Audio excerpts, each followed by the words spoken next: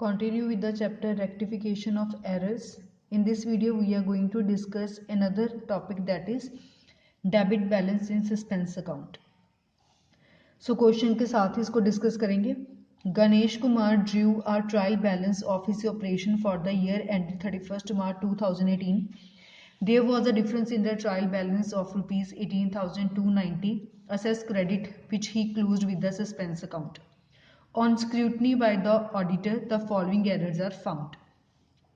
Past necessary journal entries to rectify the same and ascertain the difference in the trial balance that was shown under the suspense account in respect of the above item.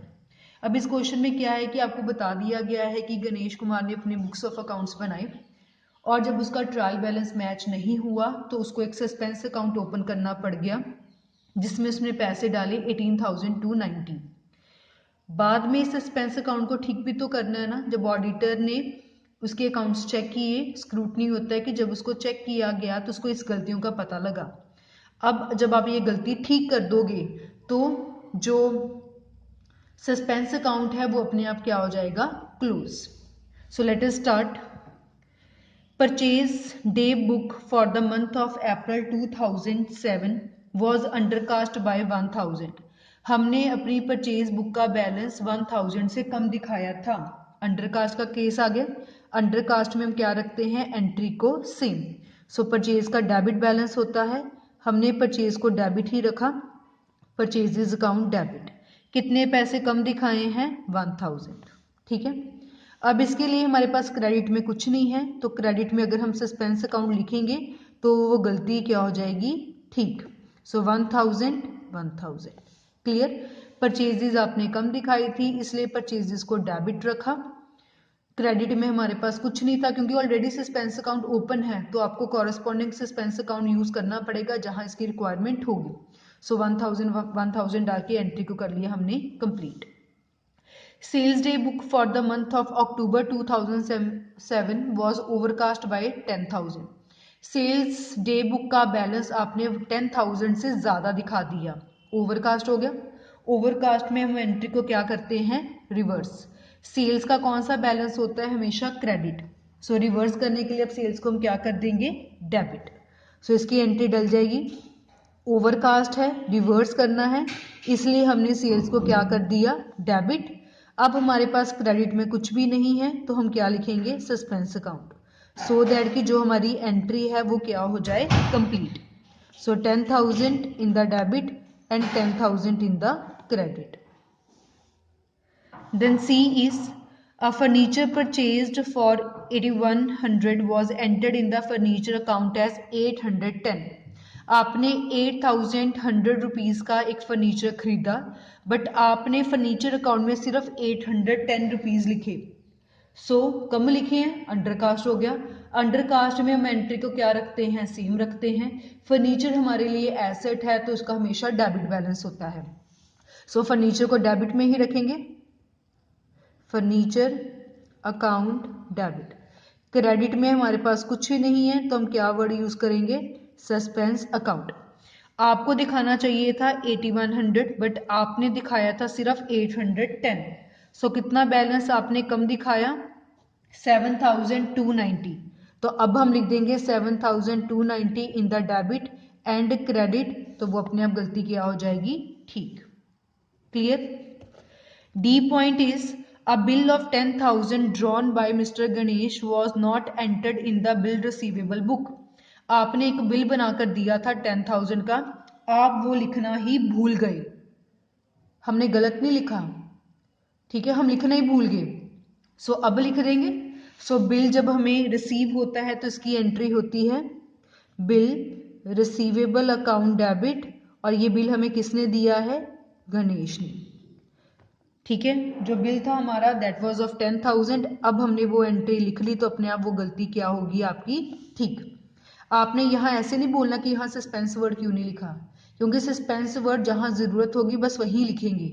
इस case में हमने entry लिखी नहीं थी तो उस entry में तो हमें पहले थोड़ा पता था कि सस्पेंस वर्ड आना ही आना है. सो उस जर्नल एंट्री को हमने सिंपल ही लिखा. ठीक है, तो यहाँ सस्पेंस की हमें जरूरत नहीं पड़ी इसलिए हमने इसको नोट नहीं किया. ई point is machinery purchased for 10,000 was entered in the purchase day book. आपने मशीन खरीदी थी 10,000 की, आपने गलती से परचेजेस में डाल दी। सो जब हम मशीन को परचेज करते हैं तो उसकी करेक्ट एंट्री होती है मशीन अकाउंट डेबिट 10,000।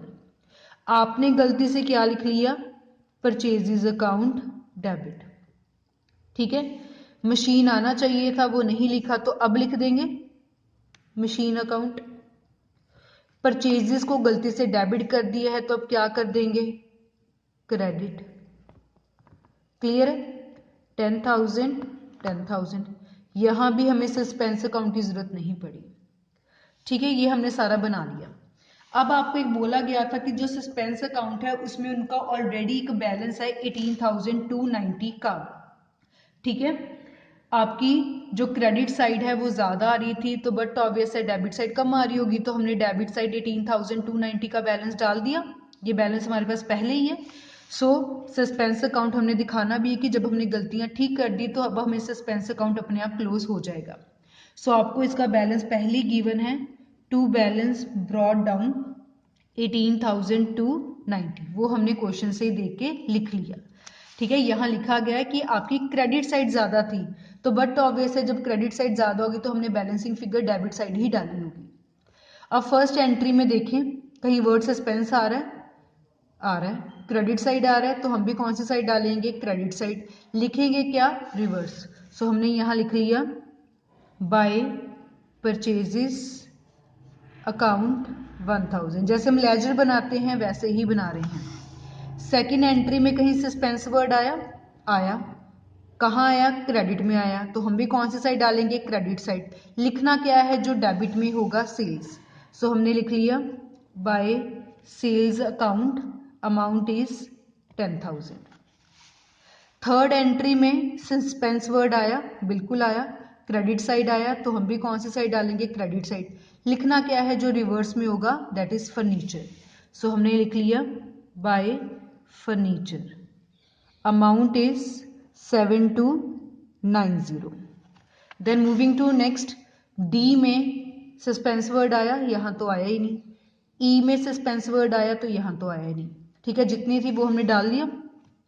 अगर हम इसकी क्रेडिट साइड का टोटल करें तो ये हमारे पास बन रहा है 18,290, और डेबिट साइड का भी कितना है, 18,290। देखो अब इसका क्या मतलब आया कि पहले आपका ट्रायल बैलेंस मैच नहीं किया था तो आपने बैलेंस इतना डाल दिया। अब हमने वो गलतियां ढूंढ ली, उस गलतियों को करेक्ट कर लिया, बिल्कुल सही डाल दिया, तो जो सस्पेंस अकाउंट हमने ओपन किया था वो अपने आप क्लोज हो गया, क्योंकि यहाँ हमारे पास उसका कोई क्लोजिंग बैलेंस आया ही नहीं है। जब गलतियों को ठीक कर देंगे तो अपने आप जो सस्पेंस अकाउंट था वो खत्म हो जाएगा। तभी हम बोलते थे कि suspense account is a temporary account.